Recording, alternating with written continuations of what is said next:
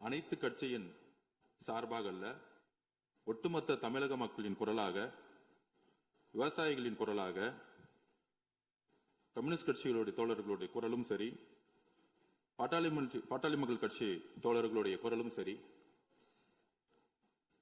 இது சம்பந்தமாக central water கமிஷன்ல DPR சொல்லக்கூடிய project report, detail project report, அது சம்பந்தமாக உச்ச நீதிமன்றத்துடைய தீர்ப்பையும் மீறி அந்த கமிஷன் அறிக்கையை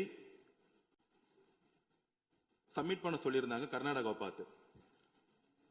அப்படி சொன்னது மிகப்பெரிய தவறு. உச்ச நீதிமன்றத்துக்கு எதிராக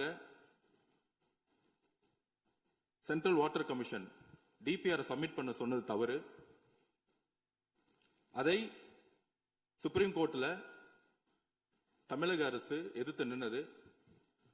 15/4/26 நம்மளுடைய கேஸ் தள்ளுபடி பண்ணப்பட்டது. கேஸ் தள்ளுபடி பட்டதுன்னா உச்ச நீதிமன்ற தீர்ப்புக்கு எதிராக அல்ல, நம்ம இந்த டிபிஆர் சென்ட்ரல் வாட்டர் கமிஷன் வாங்கக்கூடாதுன்னு சொன்னதுதான் அதோடைய தமிழக அரசுடைய வாதம். அந்த தள்ளுபடி பண்ணப்பட்ட பிறகு டிபிஆர் சப்மிட் பண்ண மட்டும்தான் சொன்னாங்க. ஆனா மாண்புமிகு முதலமைச்சர் உடனடியாக அட்வொகேட் ஜெனரலா இருக்கட்டும், இதை 30 வருஷத்துக்கு மேல, அது திராவிட முன்னேற்ற கழகமா இருக்கலாம், அதிமுகவா இருக்கலாம், எந்த ஆட்சியாக இருந்தாலும் இந்த காவேரி வாற்றை பாதுகாக்கக்கூடிய சட்ட வல்லுநர்கள் உறுதியாக இந்த நிமிடம் வரை போராடிட்டு இருந்தாங்க. அதுல உமாபதி சார் உங்களுக்கு தெரியும், தோழர் தான். பெரிய பெரிய சீனியர் அட்வொகேட்ஸ், முகுல் டோத்னியா இருக்கட்டும், அது மாதிரி சிங்வி சாரா இருக்கட்டும், அந்த மாதிரி இந்தியாவுடைய உச்ச நீதிமன்றத்திலேயே ஒரு டாப் சீனியர் அட்வொகேட்ஸ் கவுன்சில்ஸ மாண்புமிகு முதலமைச்சர் மிகப்பெரிய ஒரு ஆய்வை மேற்கொண்டார். அந்த ஆய்வுடைய முடிவில் இந்த காவேரி வாட்டர் கமிஷன் சொல்லக்கூடிய இந்த கமிஷன் இருக்கு, டிபிஆர் அவங்க கிட்ட சப்மிட் பண்ண, கர்நாடகாவுக்கு ஃபேவரா சப்மிட் பண்ண உடனே நம்ம சுப்ரீம் கோர்ட் போனோம். அதை அந்த கமிஷன் மேல நம்பிக்கை இழந்துட்டோம். அப்ப சீனியர்ஸ் அட்வொகேட்ஸ் கவுன்சில்ஸ் என்ன சொன்னாங்கன்னா, உச்ச நீதிமன்றம் 2018 என்ன தீர்ப்பு கொடுத்ததோ அந்த தீர்ப்பு பாதிக்கப்படக்கூடாது. கம்யூனிஸ்ட் தோழர்கள் சொன்ன மாதிரி, விவசாய சங்கங்கள் சொன்ன மாதிரி. ஆனால் மேகதாது அணை என்பது வாட்டர் ரிசர்வேஷன், அதாவது பங்கீடுக்கும் மேகதாது அணைக்கும் சம்பந்தம் இல்லைன்னு கர்நாடகா சொல்லிட்டு இருக்கிறாங்க. ஆனால் மேகதாது அணை கட்டும் பொழுது அதுவும் பெங்களூர்ல ட்ரிங்கிங் வாட்டர்னு அவங்க சொல்றாங்க, அதாவது குடி தண்ணீருக்காக நாங்க கட்டணும்னு சொல்றாங்க. அது ஒரு சட்ட சிக்கல் நிறைந்தது. முன்னாடி விவசாயிகளுக்கு தண்ணி வேணும்னு சொன்னாங்க. ஆனா இந்த டீடைல் ப்ராஜெக்ட் ரிப்போர்ட் படி குடி தண்ணீருக்கு வேணுங்கிற ஒரு சட்ட சிக்கலை ஏற்படுத்துறது போல இந்த அணையை கட்டுறதுக்கு, மக்களுடைய குடி தண்ணீருக்குன்னு சொல்ல ஒரு அணையை கட்ட முற்படுறாங்க. இது ரெண்டு விஷயமா பார்க்கணும். ஒன்னு சட்ட சிக்கல் நிறைந்தது. அப்படி சட்ட சிக்கல் நிறைந்து அவங்க சுப்ரீம் கோர்ட்ல டீடைல் ப்ராஜெக்ட் ரிப்போர்ட்டை காவிரி வாட்டர் கமிஷன்ல சப்மிட் பண்ணணும் அலோ பண்ணும் பொழுது முற்றிலுமாக நம்ம காவேரி வாட்டர் கமிஷன் நம்ம நம்பிக்கை இழந்திருக்கோம். ஏன்னா சுப்ரீம் கோர்ட் ஆர்டர் படி அவங்க கொடுத்திருக்க கூடாது.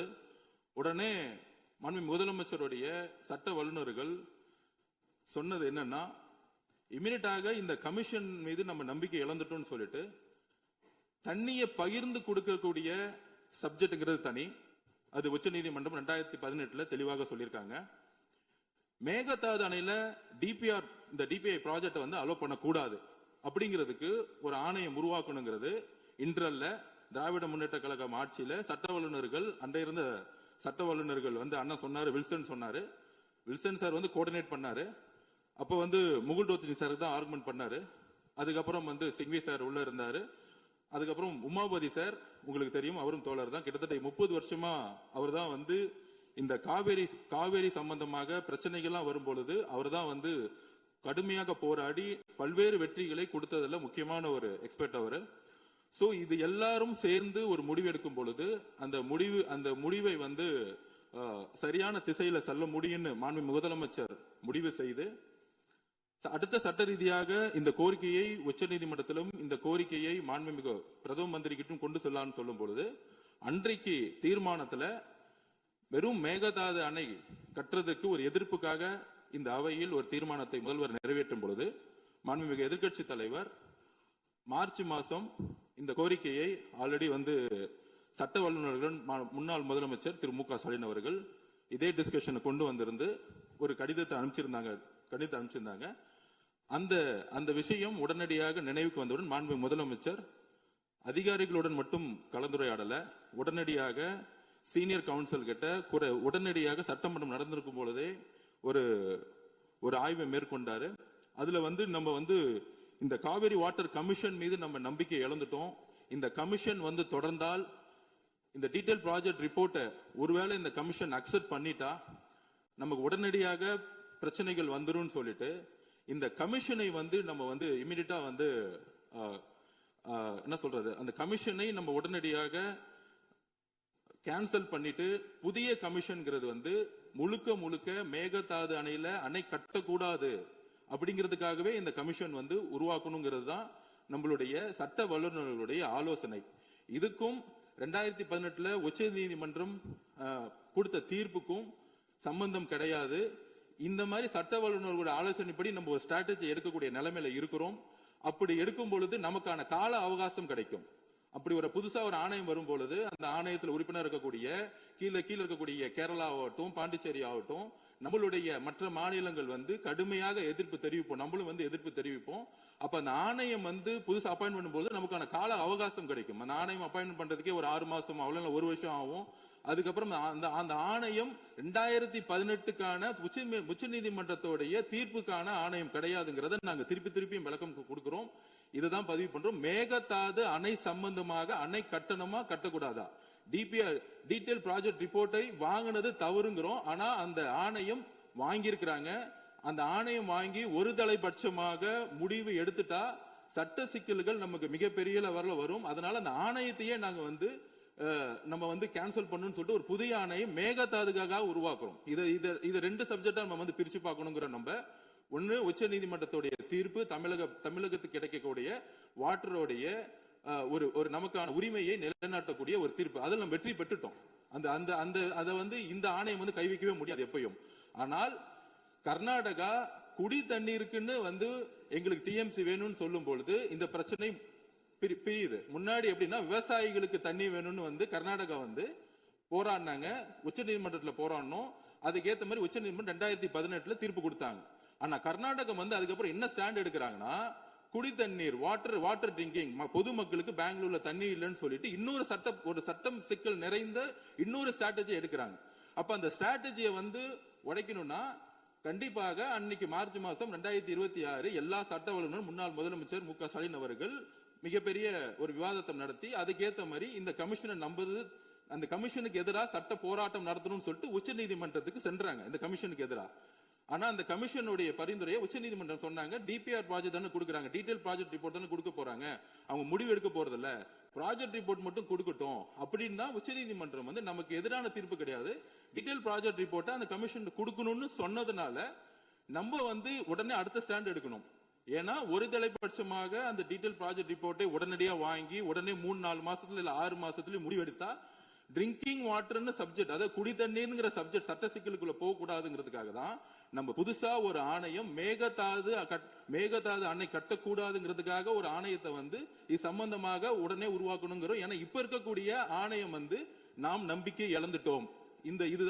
இதனாலதான் மாண்புமிகு எதிர்க்கட்சி தலைவரும் ஒரு ஆணையத்தை புதுசா உருவாக்குங்கிறது ஒரு உமாபதி சார் ஆகட்டும், சீனியர் அட்வொகேட் கவுன்சிலுடைய கடந்த 30-40 வருஷமா நம்மளுடைய விவசாயிகளுக்காக யாரெல்லாம் சட்ட ரீதியா சட்ட வல்லுநர்கள் போராடினாங்களோ அவங்களுடைய அறிவுரைப்படி மாண்புமிகு முதலமைச்சர் இந்த முடிவை எடுத்து இந்த சட்டசபையில மாண்புமிகு உறுப்பினர் திருத்தல் தீர்மானத்தை கொடுத்தோம். இதுதான் எங்களுடைய பதிவு. உறுதியாக நாங்கள் சொல்லுகிறோம், கம்யூனிஸ்ட் தோழர்கள் எங்களுக்கு தெரியும், உங்களுடைய பிரதிநிதித்துவம் எங்களுக்கு தெரியும். நம்மெல்லாம் ஒரே கூட்டணின்னு சொல்றதோட தமிழக மக்களுக்காக ஒரே இடத்துல விவசாயிகளுக்காக எப்பொழுதும் நம்ம குரல் கொடுப்போம்.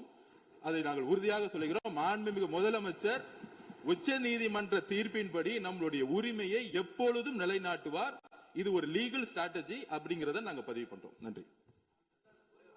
மாண்புமிகு பொதுப்பணித்துறை அமைச்சருடைய விளக்கம், அதே போன்று மாண்புமிகு நீர்வளத்துறை அமைச்சருடைய விளக்கமே போதுமானது என்று நான் கருதுகின்றேன். கம்யூனிஸ்ட் தோழர்களுக்கு ஒரே ஒரு வேண்டுகோள், கர்நாடக அரசு ஸ்ட்ராட்டஜி மாத்திருக்குங்கிறத நாங்க பதிவு பண்றோம். அதாவது விவசாயிகள் விவசாய தண்ணீருங்கிற ஒரு ஸ்ட்ராட்டஜிக்காக நம்ம போராட்டிட்டு இருந்தோம். 2018 நம்ம வெற்றி பெற்றோம். அதுதான் டிஎம்சியை தமிழ்நாட்டுக்கு எவ்வளவு, கேரளாக்கு எவ்வளவு, பாண்டிச்சேரிக்கும் தனியா பிரிச்சு கொடுத்து நம்மளுடைய மிகப்பெரிய வெற்றியை பெற்றோம். ஆனால் அதற்கப்புறம் அந்த வெற்றிக்கு அப்புறம் கர்நாடக அரசு தன்னுடைய சட்ட, அதாவது லீகல் ஸ்ட்ராட்டஜின்னு கூடிய ஸ்ட்ராட்டஜி மாத்துறாங்க. எப்படி மாத்துறாங்கன்னா, ட்ரிங்கிங் வாட்டர், குடி தண்ணீர்னு சொல்லிட்டு ஒரு ஸ்ட்ராட்டஜி மாத்துறாங்க. இதுதான் விவசாயிகளும் சரி நம்மளுடைய தோழர்களும் புரிந்து கொள்ள வேண்டும். ட்ரிங்கிங் வாட்டர் ஸ்ட்ராட்டஜி அப்படின்னா குடி தண்ணீர்னு வரும்பொழுது அது ஒரு அடிப்படையான ஒரு முக்கிய பாலிசியா மாறும் பொழுது உச்சநீதிமன்றத்துக்கு அவங்க அப்படி கொண்டு போறாங்க. இந்த டேம கட்டுறதுக்கு குடி தண்ணீருக்கு தான் நான் கொண்டு போறோம், விவசாயத்துக்காக நான் கொண்டு போலன்னு சொல்லும் பொழுது அதுக்கான ஸ்ட்ராட்டஜியை நம்மளும் எடுக்கணும். அதுக்காக தான் இந்த முன்னாடி அமைந்த கமிட்டி ஆகட்டும், கமிஷன் ஆகட்டும், எல்லாமே விவசாயிகளுடைய வாழ்வாதாரத்துக்கும் தண்ணிக்காகவும் உருவாக்கப்பட்டது, விவசாயிகளுக்காக உருவாக்கப்பட்டது. ஆனா கர்நாடகாவுடைய ஸ்ட்ராட்டஜி குடி தண்ணீர்.